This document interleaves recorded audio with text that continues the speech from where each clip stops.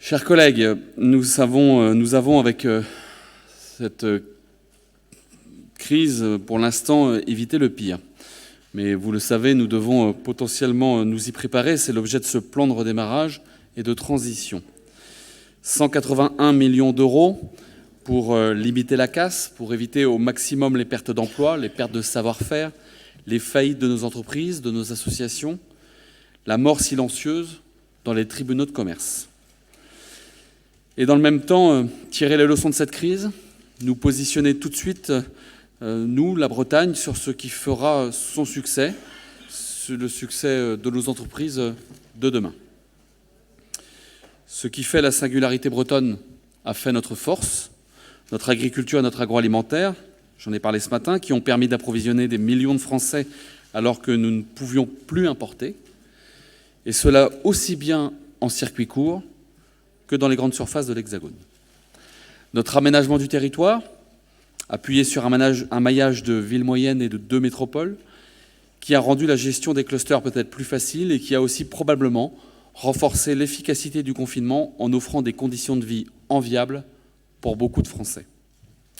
Le courage des Bretons et notre culture du collectif qui ont permis de nous rassembler pour faire face et par exemple de réunir l'ensemble des intercommunalités et des 4 départements de la Bretagne administrative pour créer le fonds Covid Résistance. Notre périphéricité, enfin, qui, cette fois-ci, nous a mis moins de l'épicentre de l'épidémie. Mais attention, chers collègues, car rien ne dit que la prochaine fois, nous n'en serons pas au cœur. En attendant, notre position renforce notre attractivité. Nourri de ces constats, notre plan s'appuie sur 3 piliers. La sobriété, la proximité et la solidarité.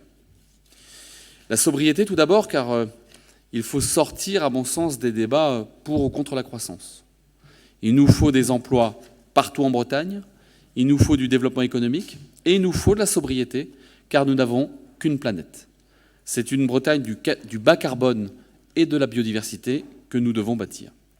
Cela passe par de l'innovation, par de nouvelles manières de penser, cela passe aussi par de l'enthousiasme, car créer quelque chose de nouveau doit être une aventure positive. Et c'est surtout se prémunir à terme contre une crise climatique qui sera bien plus puissante que cette épidémie. La proximité, enfin, ce sont les boucles vertueuses de coopération et l'économie circulaire qui retiennent la valeur et les emplois sur nos territoires. Ce sont les circuits courts qui ont pris une nouvelle dimension et qui vont inspirer au-delà de l'alimentation. C'est la souveraineté que nous devons travailler, à la fois par des relocalisations sur tout le territoire, mais aussi par le maintien de nos centres de décision. C'est le rappel que plus les décisions sont prises proches du terrain, plus elles sont efficaces. Quand l'État et les collectivités sont chacun à leur bonne place, alors l'efficacité est au rendez-vous. Enfin, et 3e point, après la sobriété et la proximité, la solidarité. La solidarité, car nous ne sortirons pas de l'ornière chacun dans notre coin. Il faut un plan de relance européen, un plan de relance national et des moyens au niveau local pour qu'ensemble, nous assumions nos ambitions. À l'échelle de la Bretagne, la solidarité, c'est se demander comment nous pouvons tous limiter la casse, licencier au minimum, garder en formation au maximum, faire le plus de place possible aux jeunes et toujours penser péréquation et équilibre. Notre objectif, c'est sauver pour transformer. Pour cela, nous proposons des moyens pour sauver la trésorerie avec Covid Résistance, ce fonds multi-collectivité, 27 millions d'euros disponibles depuis mai dernier. Pour cela, nous proposons de mettre en œuvre au plus vite la possibilité de cumuler chômage partiel et formation. Nous sommes prêts à mettre des moyens. J'en ai parlé avec Madame Pénicaud il y a quelques semaines, avec Madame Borne depuis quelques jours.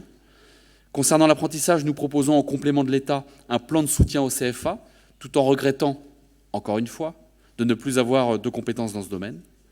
Et pour garder nos centres de décision, nous proposons, et nous y réfléchissons, la création d'un fonds souverain de redémarrage pour transformer les dettes Covid en fonds propres et permettre à nos PME, ces PME qui font l'emploi dans notre territoire, d'accélérer leur transition. C'est pour nous un engagement de 30 millions d'euros. Pour accompagner au quotidien nos entreprises, nous proposons de compléter nos outils actuels par de nouveaux outils dédiés pour les aider à aller vers plus de RSE, de s'inscrire dans les démarches ISO 26000, de se transformer en entreprise à mission. Nous travaillons sur ces sujets avec plusieurs acteurs, avec notamment Produits en Bretagne, pour toucher un maximum d'entreprises. Nous devons aussi pousser et encourager les modèles sociaux innovants, coopératifs, issus de l'ESS ou portant de nouveaux modèles innovants et solidaires. Pour cette filière si particulière qu'est le tourisme, notre plan de relance est en route.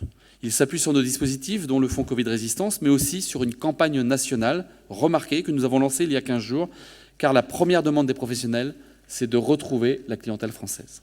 Enfin, pour poursuivre les mutations et les accélérer, nous renforçons la conditionnalité de nos aides. Elle était déjà conditionnée, nos aides. Elle l'était sur l'emploi, elle l'était sur les conditions de travail. Rappelez-vous les bordereaux sur un emploi durable et de qualité. Elles intégraient des enjeux de développement territorial ou des enjeux de consommation énergétique. Mais nous proposons d'aller beaucoup plus loin pour que chaque euro d'argent public puisse avoir un effet maximum. Les critères que nous proposons, qui ne s'appliquent pas qu'aux entreprises, qui s'appliqueront à nos réflexions, à nos aides au global, s'appuieront à l'avenir sur 6 critères. 6 critères simples, compréhensibles, sur lesquels nous sommes tous d'accord pour dire qu'il y a un enjeu. Le critère de la sobriété foncière, et ce sujet méritera encore et encore des débats, je l'ai entendu ce matin au regard des interventions des uns et des autres. La préservation de l'eau, bien commun s'il en est. La protection de la biodiversité, bien entendu l'énergie bas carbone. Et enfin, 2 sujets qui restent chers à nos politiques publiques et que nous avions déjà affirmés dans le passé, la relocalisation d'activités sur les territoires de Bretagne et la qualité de l'emploi et le dialogue social. Les critères sont posés, ils seront progressivement intégrés à nos outils. Enfin, un mot sur la pauvreté. Un mot sur la pauvreté, car je ne serai pas complet sans en parler. Elle est en train d'exploser, elle est en train de mordre la vie de beaucoup de familles, elle est en train de surgir dans beaucoup d'endroits, dans les villes comme dans les campagnes, et c'est un sujet qui ne peut pas nous laisser indifférents. Ce n'est pas de la responsabilité d'un conseil régional, mais ce qui se passe nous impose de regarder les choses, nous impose d'agir, d'intervenir dans la mesure de nos moyens. Nous travaillons en ce moment avec la filière de l'alimentation, par exemple, pour aider les associations engagées sur l'aide alimentaire. La plupart ont vidé les stocks pendant le confinement, il y a des choses à faire. Et nous avons beaucoup d'autres sujets sur lesquels nous pouvons interfacer certaines de nos politiques pour agir contre ce mal qui ronge notre société, contre ce mal qui divise, qui fragmente, qui crée des peurs et des angoisses, ce sujet de la pauvreté. Mes chers collègues, pour réussir, il nous faut des moyens, des relations de confiance avec l'État, des relations fortes avec l'Europe. Il nous faut du dialogue social. Et je m'attache à être en lien en permanence avec les membres de la conférence sociale, syndicats, entreprises, comme avec le Césaire. Et il nous faut aussi nous réorganiser, nous, régions. La crise est passée par là et nous devons en tenir compte pour affronter la mer qui se forme. De fait, les outils doivent être adaptés, modifiés, transformés, structurés pour répondre à cette nouvelle période. Pour accompagner les entreprises en grande difficulté, il existe au niveau national un CIRI, un comité interministériel de restructuration industrielle. Il permet de travailler pour trouver des solutions avec l'ensemble des créanciers et bien souvent de sauver les emplois, de sauver des entreprises.